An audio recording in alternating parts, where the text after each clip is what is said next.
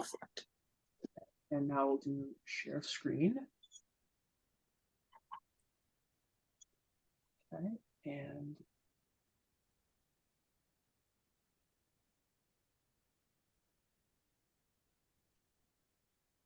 so yeah, now we've got your stuff right at the front. Okay. And we've got me towards the back, and then in case we have time, I've got you at the back. Perfect. Great. A little bit of slide magic, right? Oh yeah. Nothing a little cut and paste can't fix.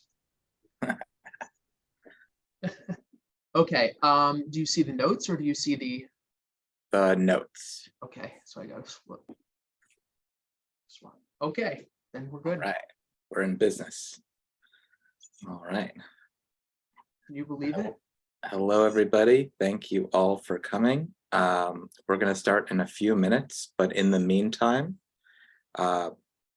if you would like to answer the quick little fun query that we have here in the chat, would you rather explore outer space or the bottom of the ocean?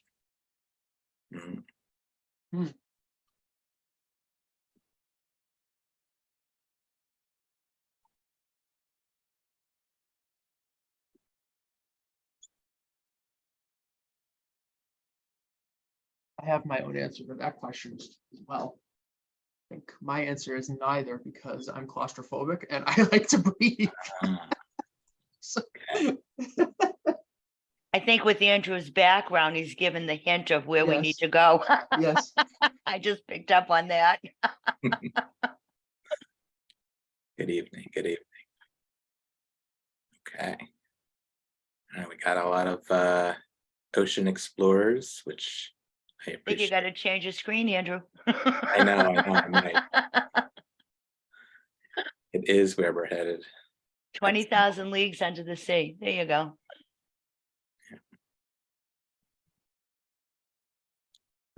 Yep. I hear you. Okay. All right, so we're a pretty good mix, but I definitely see a lot more ocean explorers, but either way, there's a lot of undiscovered space in both.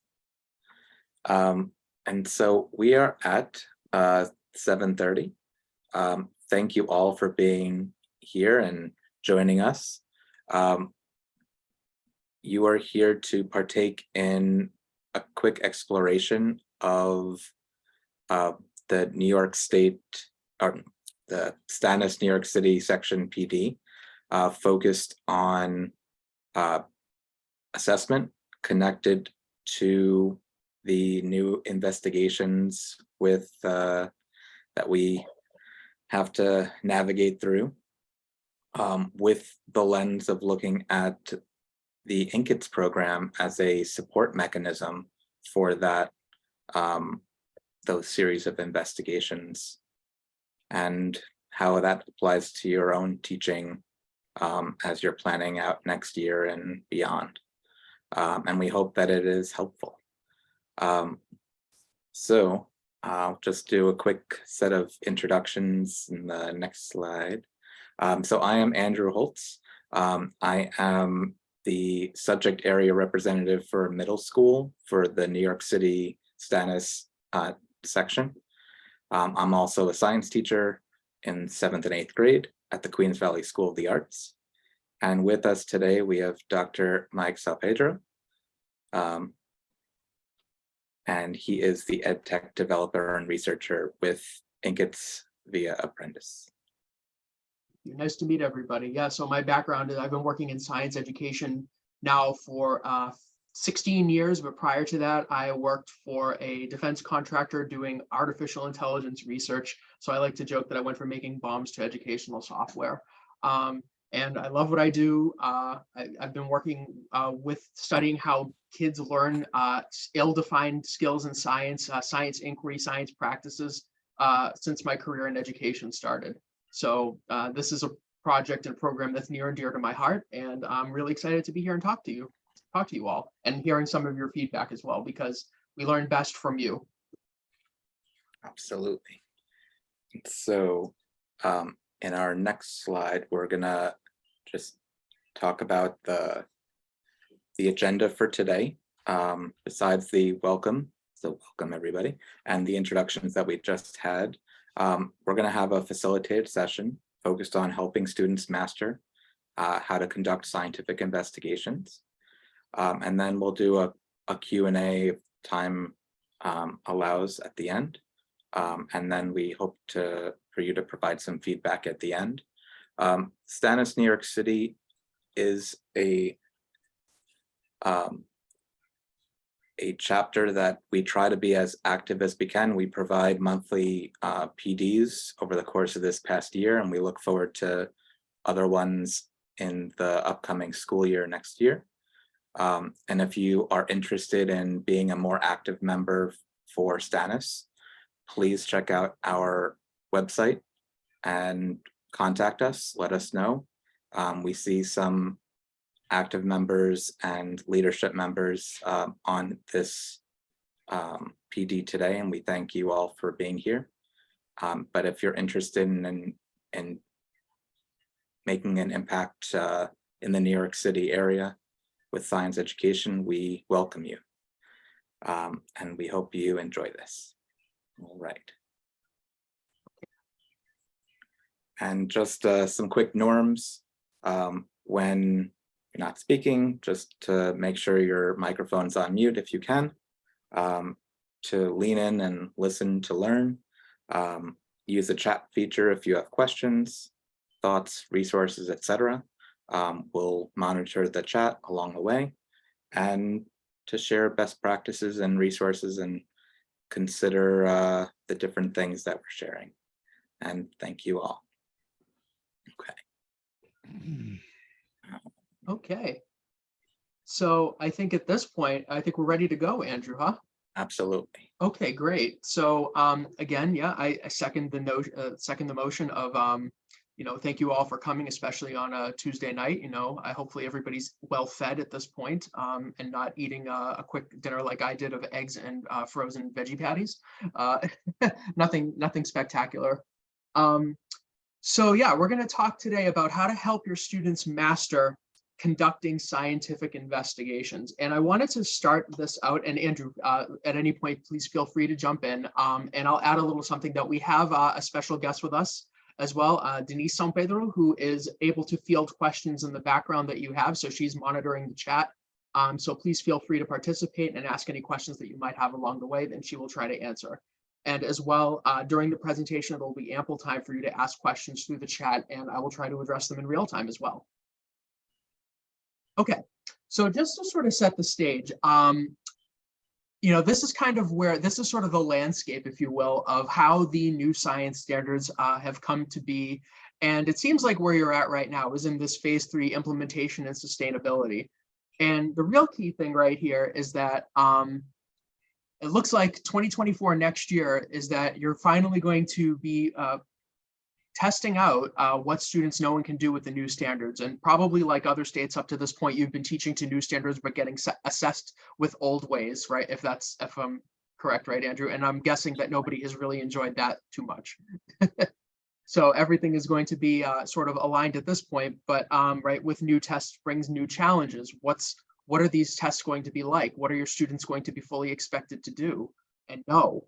And so we're hoping to sort of tease apart some of that today, and also present to you some resources that might help your students be better prepared for these assessments. So if any of you have ever looked at what the science standards might look like, here's one example from Structure and Properties of Matter. And I'm not going to have you look in every little detail. The real main idea here is that, if you're not familiar already, is that each part of the assessment is meant to tie together 2 or 3 different aspects of the phenomenon. And it's generally thought of as that the science practices, the way that you go about doing and thinking about science, plus the core ideas, which are sort of like the content stuff that a student should know about, like how genetics works or something like that. and then plus the cross-cutting concepts. And what the cross-cutting concepts are is that they're sort of like scientific principles that apply across domains and across topics, but they're meant to be more like a lens of how you explore the core ideas and the commonalities across core ideas and how you apply the practices. And so it's not that they're trying to assess cross-cutting concepts by themselves. It's that they're sort of a lens on how you might see a question. And so an assessment then is the blending of all three of these things together. It's applying the practices according to some core ideas with the lens of a cross-cutting concept. Andrew, do you want to add anything to that? No, that was very eloquent. Eloquent. I try. I eat, sleep, and breathe this stuff. And just so that you know, like most of the state standards that are NGSS, like they all kind of have the similar look and feel across the states. So let's go down a little bit deeper. And I was able to find some example questions online of what a state test item might look like. And I can't say that I remember off the top of my head what old question items look like, but I do know what these ones look like. And I just like to show you and sort of, let's sort of think about some of these questions and what the answers might be. So. Una pijama, nada más los pantalones que estaban en Ms. Castillo, would you be able to? I can mute her. There we go. I've got her. No worries. So this particular example is one question that students might be asked. And let's see. So this is about electric and magnetic fields. A metal globe is suspended in air at a fixed position, a certain distance away from an electromagnet. Diagram 1 shows the location, and there's two forces, X and Y, that act on the globe to keep it in place. So it's just sort of floating in space. And then if you look a little bit closer at diagram 1, you'll notice that the electromagnet is right at the top. So there's a series of questions around this that I'd love everybody to think about a little bit. And let's start off with the first question here. So which claim explains why the metal globe is suspended in air at a fixed position in the floating globe apparatus? So we've got different options here. I'm going to give everybody a few seconds to think about it. And meanwhile, if anybody is a TikTok fan, I'm going to say this would have been a great chance for me to try and gain a ton of likes and follows, because there's a big trend going around now at TikTok of solving these math problems. And everybody who's like running the show is like, oh, once I get to 50,000 likes, I'll give you the answer to this question. So unfortunately, that's not the case for me today, but sort of running similar to that. And if you want, you can throw your answers in the chat too. I'm curious to see. Oh, someone can't see the question. Can you see the rest of the presentations, Joanne? No, I'm still stuck on that first introductory screen. If Oh, you've been changing slides, I haven't seen anything. That's really strange. Let me try. I can try leaving and coming back in, maybe. Yeah, that might help. That might help. Okay, I'm going to do that. Okay, so I see a lot of in the chat, everybody's saying D is the right answer, and yes, that is correct. So fields exist between objects that are not in contact with each other, right? And in this case, right, it's the electromagnetic field pulling it upwards, and the gravitational field, if you will, pulling it downwards. That's right. So D is the correct answer. But what's interesting, right, is that if you look at this question and you see how it's framed, right, which claim, right? So it's talking about one of the practices of like forming claims, right? And sort of bringing in some of the content with that. There's also a little bit of a model understanding going on here, right? Because you need to be able to know by looking at the diagram, right, where the location of the electromagnet is and what that implies for why the globe is balancing. If you're like me, you struggled with this question quite a bit because I didn't pay attention closely enough to the diagram, and I thought that the whole thing was electromagnetically activated. So as you can imagine, I had really struggled with this question. So, right, there's a lot of attention to detail here, right? There's a lot of reading and being able, you need to, oh, what's wrong with the attract and repel answers? So originally I had thought that too. And the way that I think, actually, you're right. I guess yeah, the answer to that question is D, but I think you're right. One could make the argument that the electromagnetic force is being attracted towards it, and the gravitational pull is being attracted towards it as well. So I actually think the first time I went this through, I answered only attract each other. So The keyword of only that Seth picked up on is probably the limiting factor. yeah, so right, If because they did include that, it because probably would be applicable. huh, is it that? Yes. So I mean, this is one of those things like we could debate for a while, right? And lo and behold, right, it's part of these questions are going to be challenging for these reasons, right? That being able to read and attending to the details of the diagrams and whatnot is really going to matter. And if you're not paying attention to all these little details, right, you could get into a quandary. Okay. Let's see. So let's try this one. So this is another question that's part of this, right? In terms of force X and force Y, explain why the metal globe remains suspended in air at a fixed position.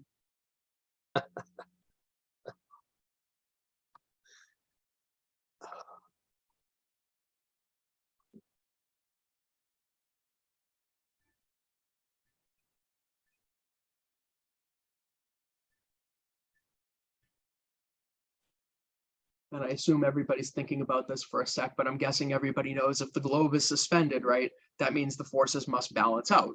Otherwise, it would be moving. Yep, there are opposite forces that balance out. They must be equal in magnitude and equal in direction.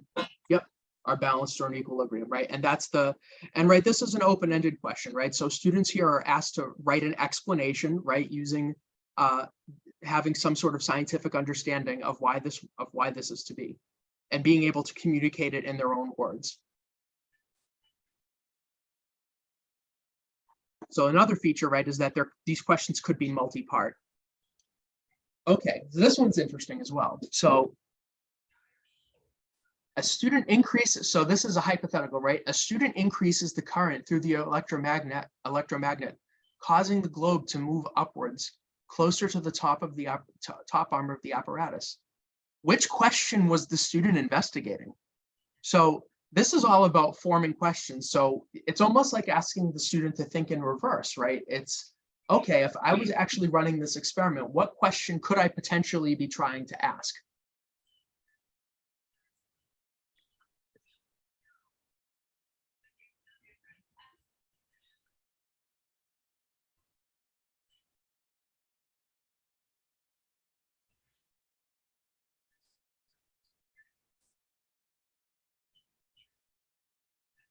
I was gonna say C.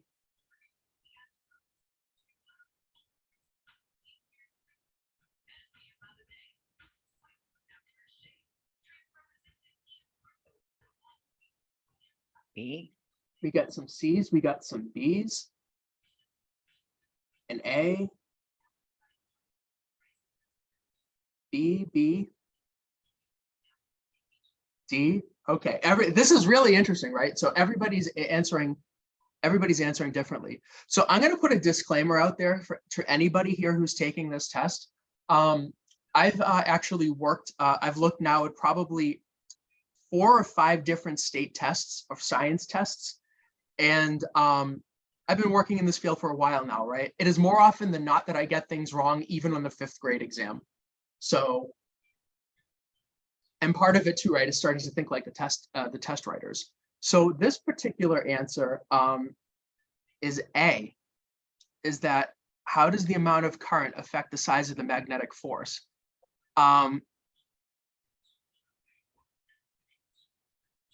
But I could easily make the case too, yeah, if you read it carefully, right? But at the same time too, right, I could probably make a case for B as well.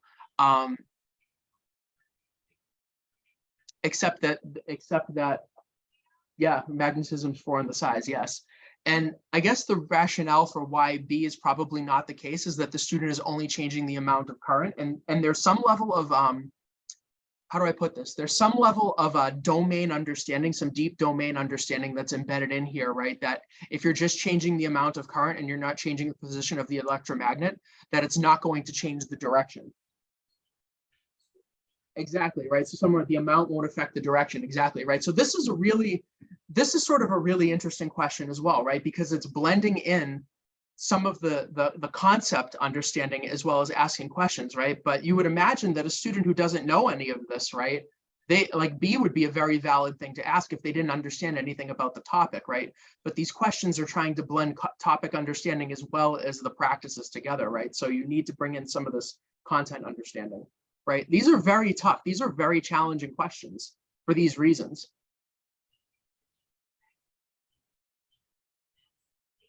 Okay. So now, right, hypothetical experiment. How did increasing the current through the electromagnet affect the strength of the force X and force Y?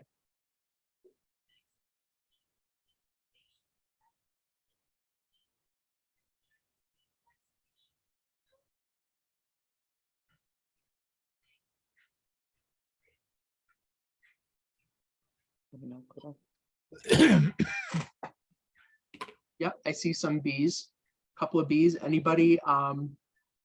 Yep. Bs across the board. This one, I agree. This one is B, and this one's a little bit more straightforward, but you still have to be mindful and pay attention.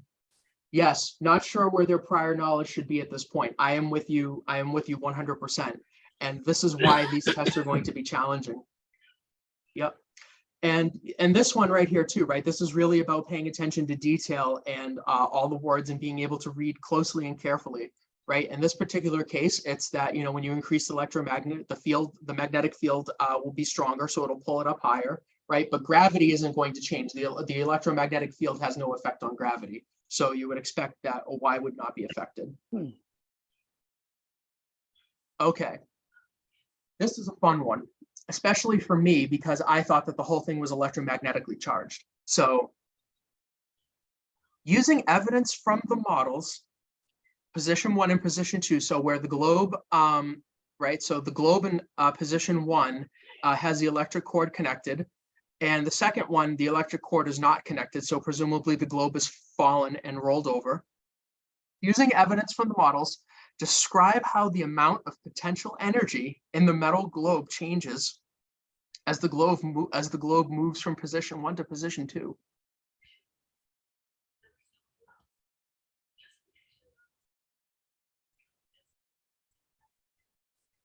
So again, tapping some of that cause and effect understanding, your model interpretation skills, and bringing in some understanding about potential energy.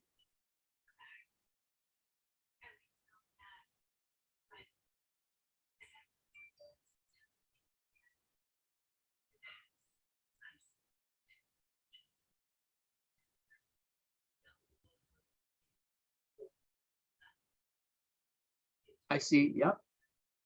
Yep. I see a few people saying, yes, that's position 2 is lower because it's lower. Yes.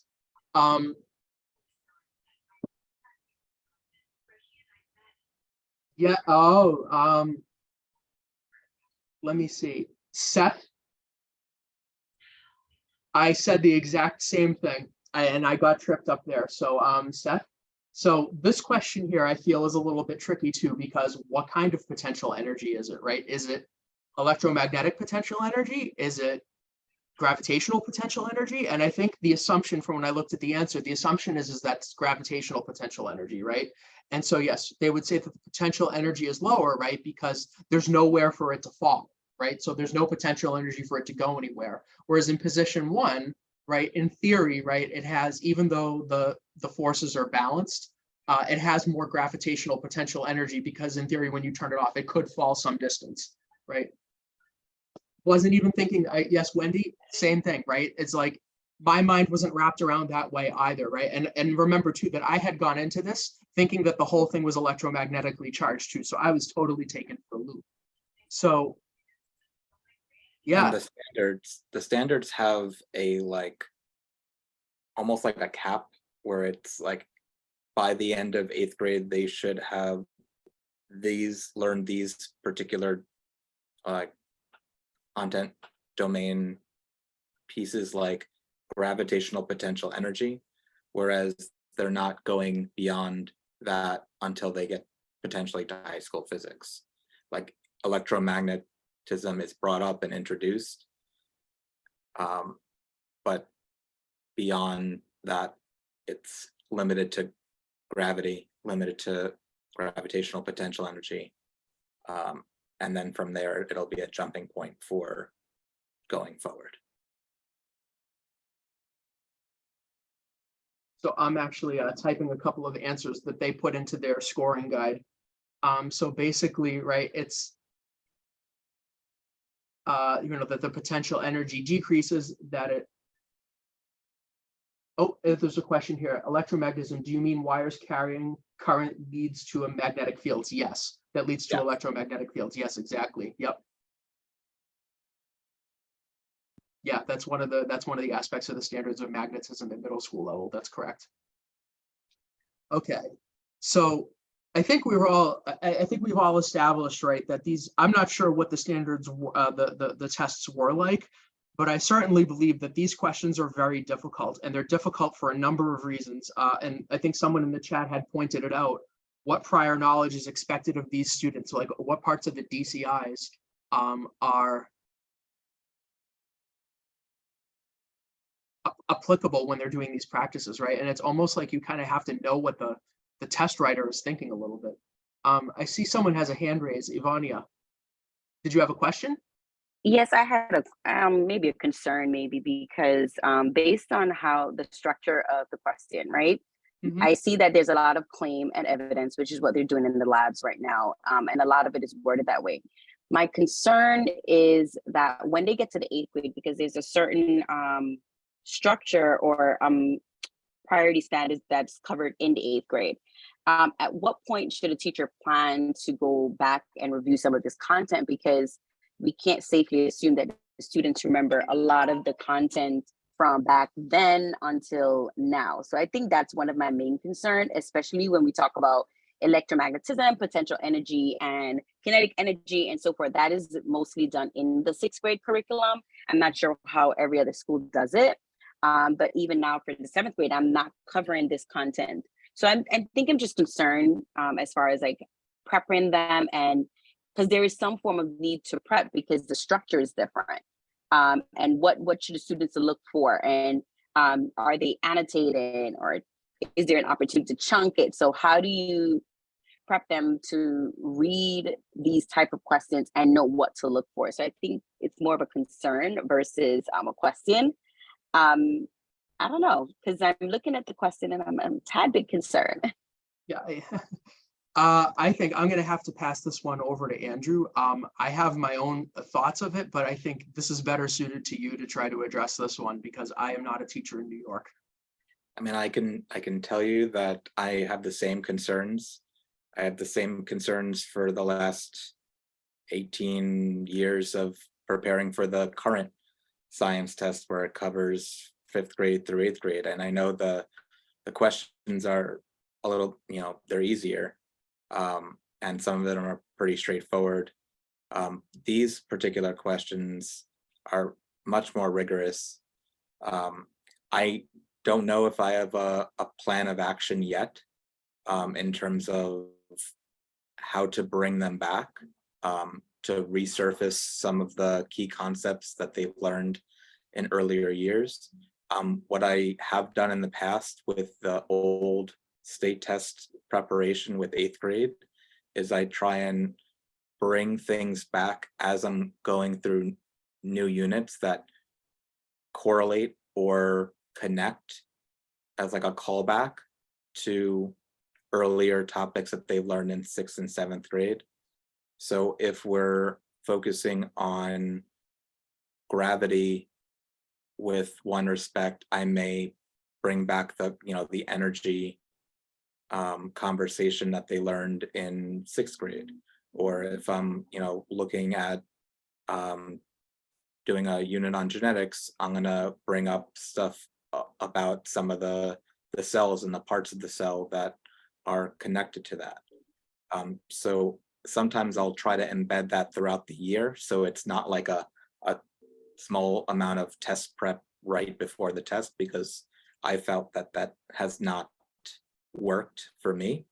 But I know that each school is following kind of a different sequence of units. I know a lot of the schools in New York City are following Amplify or the Scale curriculum in the middle school.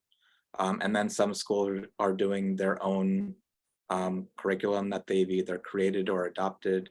And so it's hard for me to say like what the perfect way would be. John, did you have some thoughts on that? I had some thoughts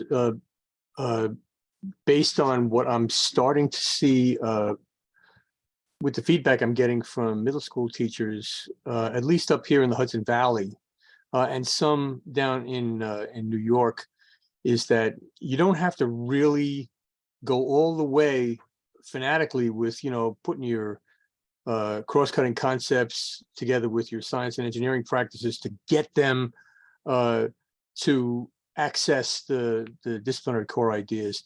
But if you don't do that, at least part of the time, you're going to be at a disadvantage when it comes to these kinds of questions. What I'm doing research now for at another level in STANYS, we have a legislative committee, and we've broken ourselves down into groups where we're actually researching some of the results of summary testing with respect to you know, graduation requirements, and how often students in middle school and grade school have access to really time on task in science. And what we're finding is that across the board, with very few exceptions, those who have already begun summary testing, many of the states already have, because they preceded us in adaption. Nothing's better than 30% in terms of students being simply able to answer these questions. 30% is the average throughout the country right now. And that's what you guys are doing right here is gold. This is what everybody needs in New York State. It's too late for a bunch of other states that already started summary testing, but right now, this kind of thinking and the habits that you're requesting that teachers begin is going to overcome the, well, let's see the test before we do anything, before we, you know, do any PD or anything. What you're doing right now is essential. Everybody's got to start doing this right away in the way that you're doing it, the habits that you're trying to get teachers and basically teachers to think without really designing curriculum, but the habits you want teachers to use. This is a very, very challenging question. Ivania, you kind of hit, that's the $10 million question right there, is how do you do this? And, you know, I'm hoping that I can at least provide, later on, I'll hopefully be able to provide some example of how to get some more practice like this into thinking like this into the classroom. But just so that you know, New York is not alone in these, and that doesn't surprise me, John, that 30% is like the high end. Like I said, like I had trouble with the 5th grade tests in some states. But what you will see too is that there's a varying degree across states, that some states tend to be more, so I forget who said it earlier, but less dependent on prior knowledge. Some states are, like where I live in Massachusetts, are way more on the prior knowledge side. And then states like New York and California, where it's right in the middle, where to answer the questions, it presumes some prior knowledge, but then it makes some of the question answers like you have to really stop and think carefully about them, because right, there were cases that we already saw here that like I could make arguments for some of the other choices, right, in the absence of prior knowledge, which should be just as valid. So yes. So I guess the key thing here, Andrew, do you have anything you'd like to talk about helping students learn these competencies a little bit? So what I've done in my teaching is I try to embed as many of the science and engineering practices naturally through a sequence, and I've used primarily Amplify Science to do that, but I've embedded additional components outside of that, like doing station labs and station activities where they are, you know, breaking apart a data set, or they're adding in questions, where they're creating hypotheses and predictions. They're pulling, you know, different parts of the experimental design components and looking at it. And then I also use some supporting resources like Inq-ITS, which you'll hear about shortly, to kind of monitor their progress as we go from one unit to the other, to kind of track their mastery of some of the, or striving towards mastery. And along the way, I've started to embed the new investigations in my 7th grade class or classes. And so far, I've only done 2 of those investigations out of the 4, which we're not required to do until they've, at least by the end of 8th grade. But I want to get a head start to kind of try it out, test it out, and get some routines in for there. But those take a chunk of time, as Edith had pointed out in the chat. And so before we get to those investigations, you need to have some routines in place, at least that's what I've seen, for kind of being aware of some of those components, like experimental design components, writing questions, creating a prediction or hypothesis, procedures, etc. The claim evidence reasoning is embedded in every single unit that I have, sometimes twice within a unit. And they just get used to those routines from the beginning of the year. We have a question from the audience. I'm sorry, I don't want to try and butcher your last name or your first name for that matter. So, please go ahead. Good evening, everyone. Ogagare. So my question, you said new investigations. When you say new, what are you? So the New York State Education Department, instead of doing the performance stations that we've typically done at the end attached to the intermediate level science exam, those are now done after this year. And instead, similar to like the living environment where they have 4 labs that they have to complete prior to the regions, that 8th grade or 6th to 8th grade teachers within each school have to have the students complete 4 investigations during the course of the year or of the 3 years of middle school. They also have 4 investigations for elementary school, spanning grades 3, 4, and 5. So by the end of 5th grade, they have to have those 4 investigations completed, and then 15%, as is highlighted here on the slide, 15% of the actual questions on the written exam will be using those experiences in those lab investigations to guide them towards answering the questions. So they are not necessarily using the scores of the labs, but to kind of build experience with those investigations to then be able to use them as a callback tool for the questions on the test. Thanks. Very Thanks. eloquent way of putting it. Yes. So this is something, that all middle school and elementary school teachers in New York State will have to do prior to your students taking the exams. And I don't know. That is starting for next year's test. So there is no like staggered rollout of this. They're rolling out immediately.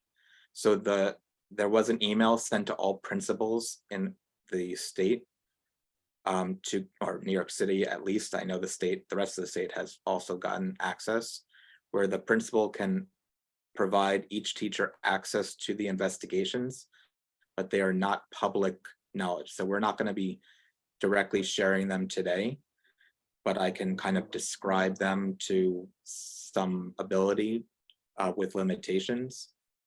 You can see the names of them here.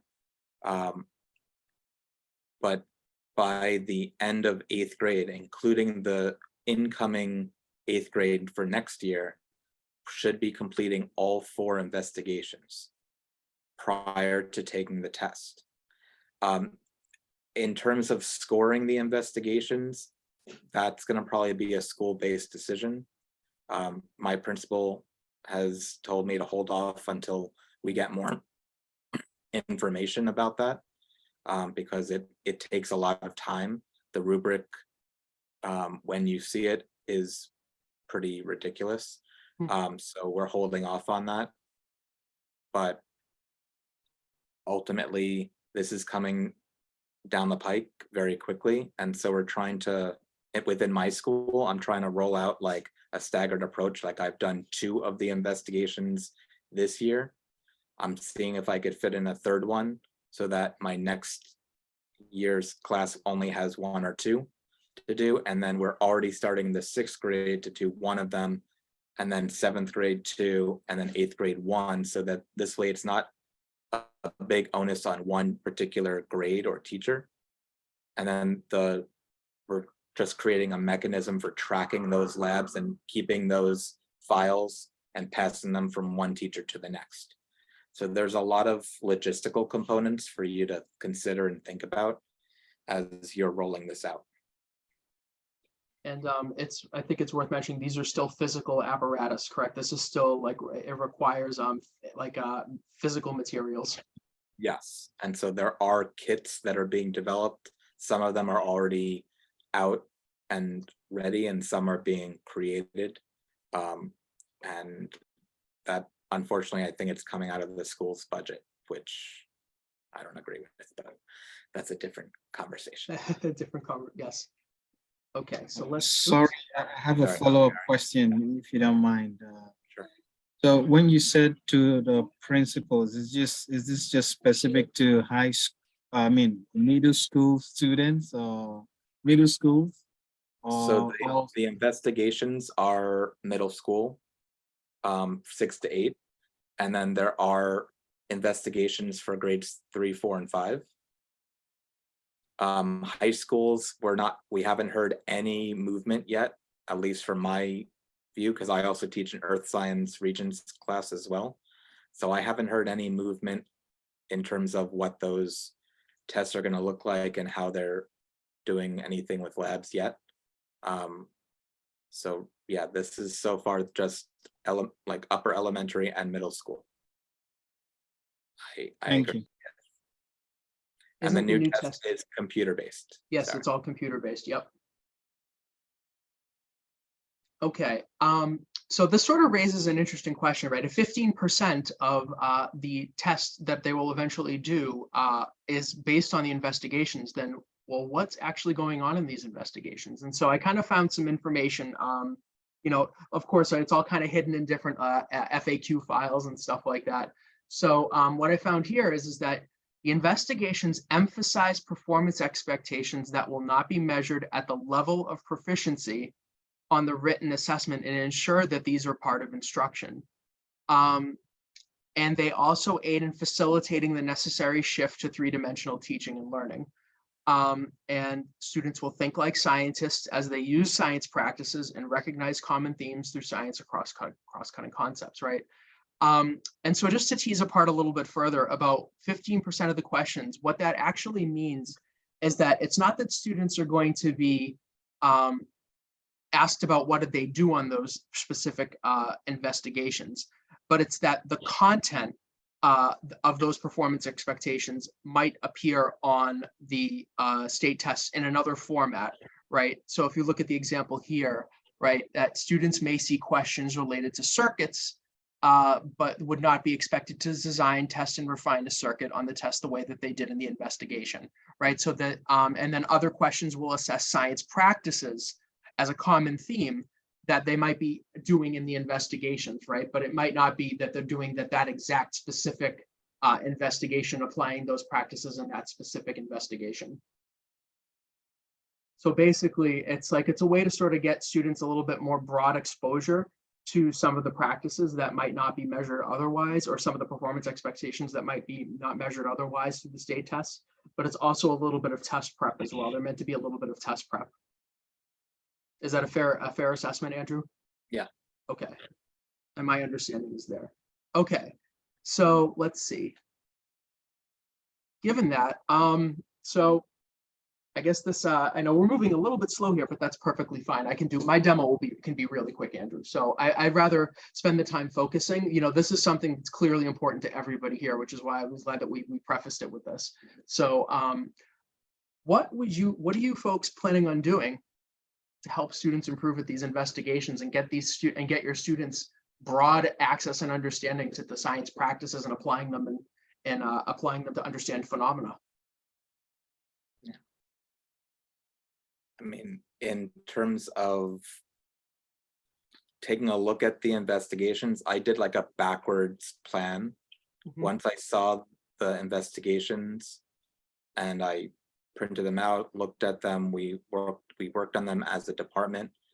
We looked at the logistical components of how to plan them out.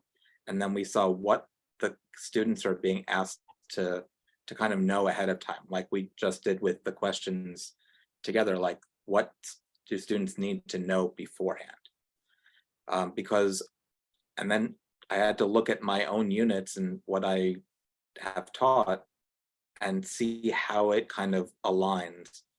Like Edith had pointed out, the Alive Lab is connected to the cells unit. I'm then looking at the specific content and the key concepts that I've taught and stressed, and do they line up with a particular, the It's Alive investigation, or is there additional components that I need to add on in that unit or as an extension? And so I ended up adding on another week or so of lessons so that my students would have the ability to kind of surface some of those ideas for success on the investigation. And so it takes a lot of time and preparation to kind of provide some background experiences for that. Truth. Yes, indeed. All right. And on that point, this is a good segue point for me as well, that that one of the tools, or the tool that I have been working on, hopefully will also help you, your students, prepare for these kinds of new exams and get better at thinking and acting like scientists in a way that doesn't require as much upfront work, setup, and time that would normally need to go into that. So the thing that I have been working on now for the past 15 years is a tool called Inq-ITS, Inquiry Intelligent Tutoring System. So my background is in studying how students learn science practices, how to measure science practices, what are all the nuances around that, right? Because it's a very, there's many different right and wrong ways to go about doing experimentation, right? And sort of identifying what underlies science practices, what are the components that students need to learn and get good at in order to master those science practices and apply them to understanding phenomena and reasoning about phenomena. And so the tool that we developed is basically, it's a set of online labs with built-in AI grading and feedback for students grades 4 through 10. And what we're hoping to show is that, right, that this has, it's more faster and rigorous and provides students with rich, authentic experience to apply science practices and learn them in different science topic areas, but also give you and your students rigorous data on how they're progressing across all those topics. And it's a web-based program, so no installation is required, just to throw that in there. So at a very high level, let's talk about what this system actually entails. So the way that it works is that students are using online labs, online simulations of phenomena, and all the while, all the choices that they're doing, the way that they form their questions, the way that they collect their data, the way they analyze their data, the way they tie it together into claim evidence reasoning write-up, all of those data that they're doing, those authentic experiences, are getting distilled down, and we've developed a way using artificial intelligence to automatically grade what students know and can do. And because we have that AI auto scoring capability, we provide multiple things for you and your students. So first off is that on the bottom right, you see there's an AI virtual tutor. So based on what choices students are making, the AI tutor pops in and provides them with support that helps them get better as they're working. It's almost like as if they have like a helper that's working with them as they're doing their investigations and helping them to get better. At the same time, what you get is the ability to track what all your students are doing as they're working and reports that summarize your students' growth. So you have in the palm of your hands, and say a class of like 20, 30 students, you can watch what all of your students are doing at the same time, and it'll tell you not just who is struggling, but exactly how they're struggling, and give you also information and ideas and feedback to better help your students. And so these two methods of feedback through the virtual tutor, and by you being able to better notice how your students are struggling, these two mechanisms are able to help your students get better at science practices and get better at thinking like scientists and applying concepts in science, like those kinds of state test questions that you just saw that are quite complex and difficult. So at this point, I'd like to just give you a real quick demo of what this looks like. From both the teacher and the student perspective. See here, let me make sure that everything is all loaded up properly. Oh, let me log back in.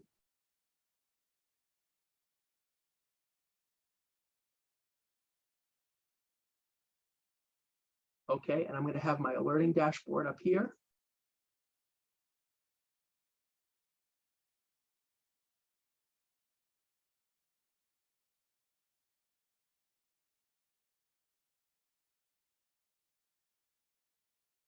Just get my test activity real quick.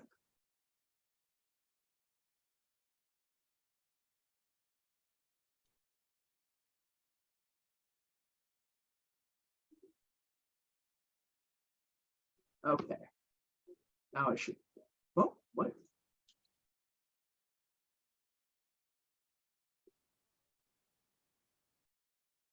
Well, that's fine, I can just re-register.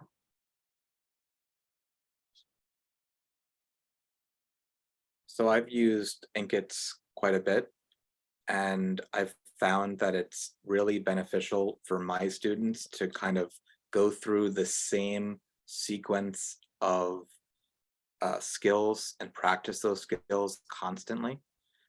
And that includes the experimental design that you're about to see, the hypothesis, looking at the formulation of the question, and all of the components that you're gonna see here.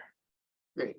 So the example lab that I've got here is just on Newton's second law of motion, having to do with trucks. And all of our activities start off with a little bit of an introduction that tells a little bit of what the simulation is about, what you can change, what you can measure in the simulation.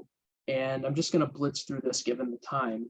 But what I really wanted to show you is what a lab experience looks like with our interactive agent on. And so all the activities have a similar look and feel to them. And what they have students do is they have them address a goal. So determine how the roughness of the road affects acceleration of the truck, right? So this is a particular science content area having to do with Newton's second law and friction. And you need to go through a scientific investigation to figure out the relationship, the cause and effect relationship between these variables. And so to start off, right, you might have your initial claim, your initial hypothesis, your question. You might say something like, well, if I increase the roughness of the road, then we'll say that the acceleration of the truck, we'll say that it's going to also, we'll say that it'll stay the same. So this is interesting. So this is kind of a little bit like what you just saw before with the question of like what the state test question that I had about forming a question. This is the reverse of it. The student is making their own question to test first. And this is a good question because it's got an independent variable, a dependent variable. It's got a cause and effect relationship that's in the right way. And so the next thing that you do here is you're going to say, run your experiment. And what students need to do here is they need to try and collect as much data as they think they need to figure out if their question is supported or not. And this is the kind of thing that you see. I've actually seen this on state tests to have a little simulation like this where you need to collect some data. But I imagine this is also equivalent to what students would be doing in the investigations, as well as setting up experiments, figuring out what the controls are and what would constitute good data to test the question that I just posed. And more often than not, what you'll find is that students are very unsystematic at doing this. They're going to change all the variables. They're not going to understand what controls are. And what happens is that behind the scenes, the artificial intelligence is watching what choices students are making. And if it thinks that the students are off track, it'll jump in and provide some support. So for example, here, I think the data you're collecting won't help you test your hypothesis because you aren't designing a controlled experiment. And you can ask the AI for a little bit more help. And if you keep making the same kinds of mistakes over and over again, the help will get more and more targeted. It'll specify exactly like, what students should be doing and give them some more of the conceptual understanding behind some of these practices. I also wanted to point out that at the same time, if you have your alerting dashboard up, you're able to track what your students are doing and where they're struggling as well. So the artificial intelligence can help them, but you can as well. So your alerting dashboard tells you what I just did, the mistake I just made. I'm changing too many variables at once. And we also have built-in supports that keep you focused on talking about the science practices and having students get better at the science practices. And these supports are things to say to students that have been shown to help students get better at learning these difficult skills and these difficult competencies. And we did this by actually recording what teachers were saying to students while they were working on labs and distilling the best ones that led to more student learning.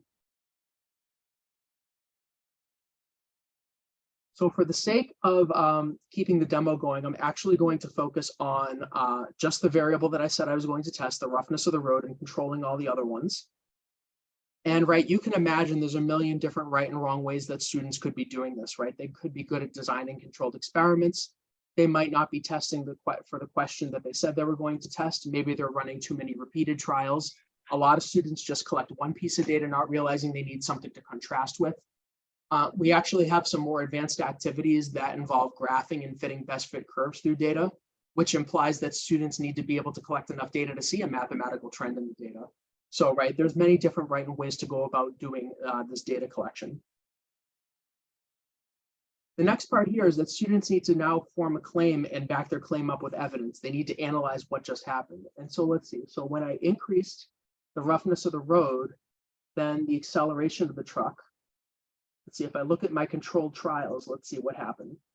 So the roughness went up and the acceleration actually went down, so it decreases. And so what this means is that this does not support my hypothesis. And as you can see here, right, there's a lot of different competencies going on right here, right? There's being able to read the data table, being able to infer the pattern that you see in the data, right? One of those cross-cutting concepts is patterns in data. Understanding what that means for your claim and picking the right pieces of data that back up as evidence, right? And being able to describe the increasing and decreasing relationship between the variables and the claim. And then also being able to tie it back together into what your original question was. Is it supported or not? Do my data support my question or not? My original question or not, right? And these are all kinds of thinking, modes of thinking, science practices that students are going to be able to expected to apply in different science topic areas, like on the questions you just saw. And then the last part here is that we actually have students do a claim evidence reasoning write-up in their own words to get practice at that scientific writing and being able to elaborate what their claims are, elaborate what their evidence is, elaborate what their reasoning is. And what's really unique about the AI that we built as well is that not only are we able to automatically score what students do in the labs that you just saw, so all of those actions that they did, but the claim evidence reasoning write-ups, these write-ups are also automatically scored. So the ways in which that students are writing about their claim and evidence and bringing in scientific phenomena into their reasoning, this is all automatically scored based on what they write in their own words, right? So this is where some of the real power of the AI comes in, right? Where you can see that students are getting this rich experience. They're able to get this feedback. You're able to get the alerts that tracks what's going on. And it's obviously it's cutting grading time because it's able to take all of the stuff that they're writing and all the stuff they're doing and distill it down into something that's automatically scoreable. So what this looks like as well from the teacher's end is that when all is said and done, you get reports as well that track how your students did over time. And you can see like the more dark blue that you see, the better. And you can get information about how they're doing at the different science practices. And at the individual student level, you can see too how much help they got from the AI agent, what parts of their experimentation went well or didn't go well, and the full rubric breakdown of how everything was scored. And students also get this information as well so that they can help track their own growth. And this is all tied together into a platform that's no install necessary, runs entirely over the web. If you use Google Classroom, it integrates with Google Classroom and you can import the grades directly to Google Gradebook.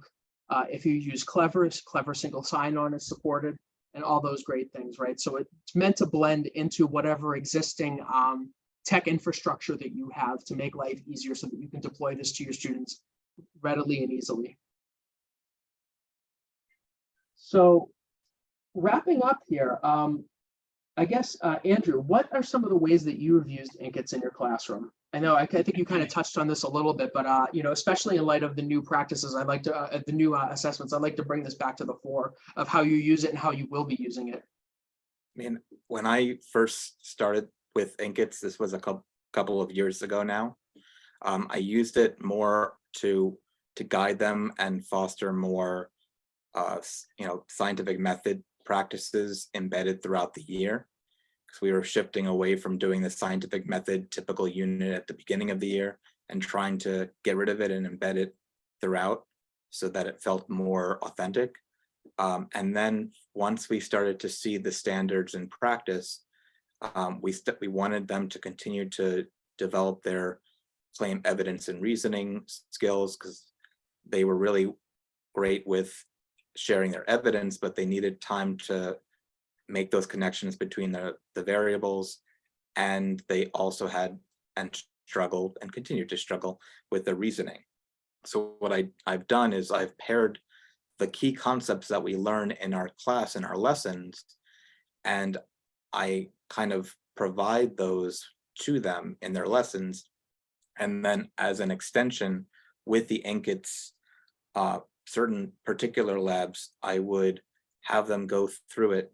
I'll guide them through one of the mini labs, and then they'll get kind of less and less support from me and more independent work where they're kind of using the key concepts in their reasoning and bringing it back so that they're kind of combining what they've learned and using the AI and the relationships they're seeing in the lab. And then within the Inq-ITS program, they also have pre-test and post-test questions, and I'll often use those within my own classroom, like as do now questions or as post-assessment questions as well, to see how well they're thinking along the lines of those experiences. Excellent. And someone, I forget who asked the question earlier, but one way that, actually, did I write that down? Yeah, Evania had said, you know, how do I get students more practice if they haven't seen these topics in a while? Well, Inq-ITS has over 150 different labs that are standards aligned. So, and you can assign whichever ones that you might need to help your students. So you could use them as, some teachers use them as review. Some people use them to introduce them as new topics. They use them as practice during a topic that they're learning. But yeah, it's great for that, to bring them back to the fore and remember how to apply science practices and that they're applicable across topic areas. And I just used the specific heat investigation that Inq-ITS has to prepare them for the Cool-IT investigation that I just gave to my 7th grade. And they were able to see some relationships and recall some of the topics that we learned about as we're learning about heat transfer. That's really awesome. And I want to say that that is actually backing up evidence that we found as well. So I actually didn't mention this before, but this work actually came out of 15 years of research funded by the Department of Education and the National Science Foundation. So like, and because of this, we've done numerous efficacy studies that have been peer reviewed on different conferences and journals, and the research is always ongoing. I take part in the research. I'm a learning scientist by background now, in addition to an AI person. And what we found is that there's all kinds of efficacy for students, that it helps them to transfer the practices to new science topics they're unfamiliar with. They start to see the commonalities of how science practices are applied. Really cool. We haven't done any hard research on this yet, but across the board, teachers have reported to us that by practicing in Inq-ITS, they get better at hands-on experimentation. So we think that, by doing practice in Inq-ITS first, you'll see some really cool effects when they go and do their hands-on investigations. And also that we get some great effects as well with English language learners. And even those students who were typically at risk during COVID, we actually released this for free during COVID, is that students were doing better with Inq-ITS labs at home than they were in the regular classroom during COVID, which is pretty cool. And we've seen, great reduces in achievement gap and just lots of great things that we've been publishing on for a while. And, on our website, we have a link to all the publications. And as you can imagine too, like the same thing for teachers, like we've got all kinds of efficacy about reducing grading time, how accurate the scoring is, being able to separate students who can do science from writing about science. And particularly with the alerting platform, if you use it, you can actually help twice as many students more accurately and more quickly than normal methods, which is really cool. And the help that you give, we know, leads to better student learning. So at that, I'm going to open this up to questions and offer a free trial to everybody that you can sign up for Inq-ITS.com. And the free trial, of course, I know since it's the end of the year, we can extend it into next year, no trouble. If you want to use it with your students for the first time next year, contact us and we can set up a full longer pilot with you and other teachers. That's not a big deal at all. So don't feel like bound by this right now. But we'd love for you to try it out with your students at the end of the year or next year, and let us know how that we can help you better prepare for the upcoming state tests next year in this change. I'll open this up to questions for me and Andrew, whatever questions they are. They don't have to be about Inq-ITS. They could be more about the state tests. I'm totally open to whatever. And if there's anything specific in chat, Denise hopefully has been able to address some questions. And I've added in the feedback form for today's session. So thank you, everybody. Please let us know what questions. I see Ogari has a question as well. But we appreciate your feedback. We want to continue to provide timely professional development on behalf of STANYS NYC. And we look forward to seeing you at future PDs as well. Please let us know what questions you have. Ogari, I see your hand is up. Thank you, Mike. Beautiful presentation. My question is, for populations that are, else, is the translation for this? Great question. So we have some labs that are available entirely in Spanish, and we will be adding more of those. But for every lab that we actually have a document printout that all the students can see when they see their labs. Is a built-in Spanish support, so they can see all the words translated right here. So every lab that you do, all the words are all translated with this document. We also know that some teachers too, like they have built-in Google Translate plugins for their web browsers. That also works as well with us. Oh, okay. So yeah, because I was going to ask, specifically the primary language now is Spanish, but like you said, the Google ad can take care of other languages. All Yeah, right, cool. yeah, it does work with yes, it does work with other languages. Andrew, do you know if the state tests are going to be administered in Spanish as well as English? I would assume in New York City that they'll provide multiple language translations, but I have not heard anything at this point. Okay.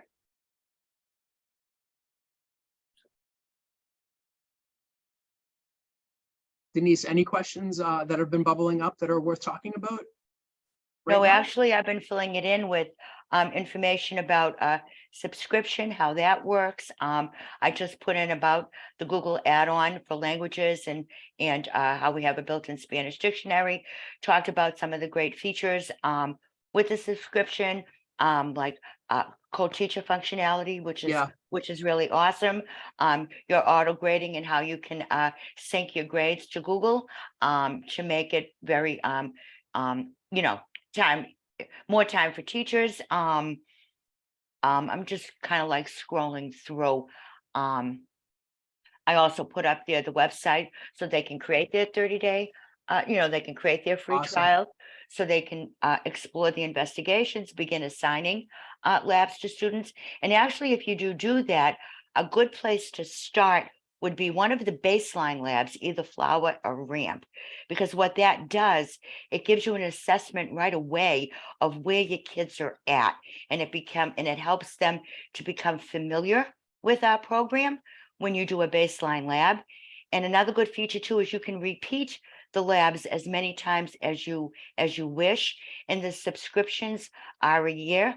But depending on your school or your district, we offer, several other different opportunities, multi-year, that kind of thing, but at least for you all to start doing baseline would be such an amazing place to begin. And it gives you such a zero, it targets you right into what the kids know and don't know. So we've been kind of like, talking about Excellent. that a little Thank bit. you. That's Did you go into excellent. the deep dive a little bit about how and the sub scores and the sub skills a little bit? I did very briefly, just a big Yeah. a bird's eye view of that. Yes. Because what that does is it almost gives you, once you know where your kids need the help, as opposed to like, spending time on what they already know.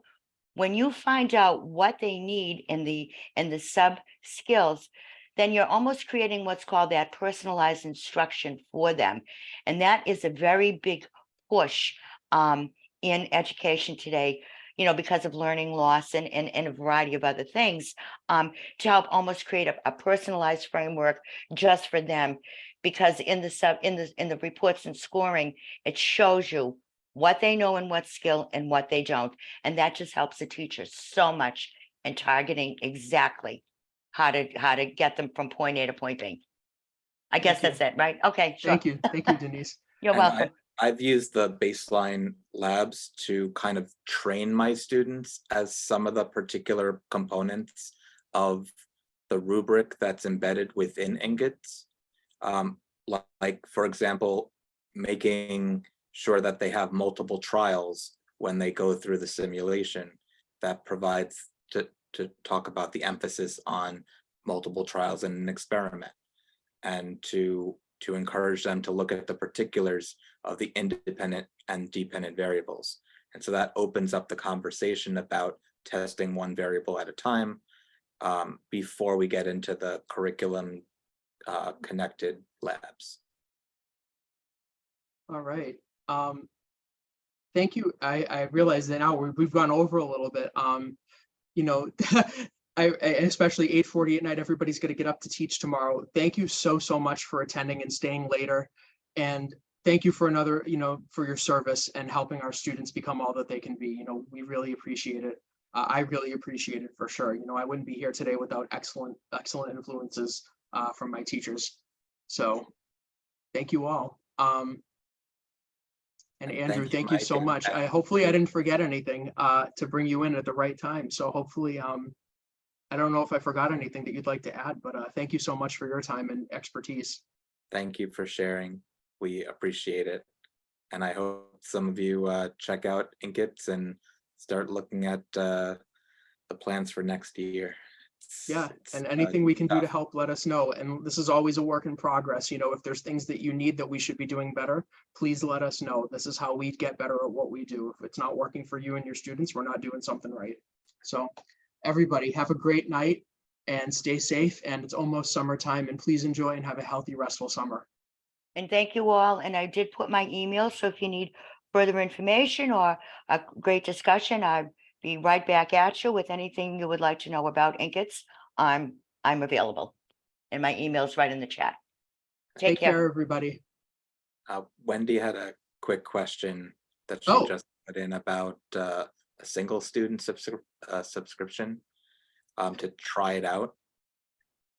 Yeah, absolutely. You can totally do. Yeah, if you want to do a single with your student, just email Denise and we'll get you set up. You know what I mean? We'll find a way to do it. Like, we could probably even make you a champion or something like that, so you wouldn't have to pay. You know what I mean? We'll figure it out. Denise, if you don't mind, like getting in contact with Wendy. If it's just a single student, your daughter you want to try it with, please. Wendy. I think we have her information listed. Excellent. Okay. Yeah. Or I put my thing. Yeah. we'll get you set up with that. Don't worry. All right. Thank you, everybody. Thank you. Andrew, thank you so much.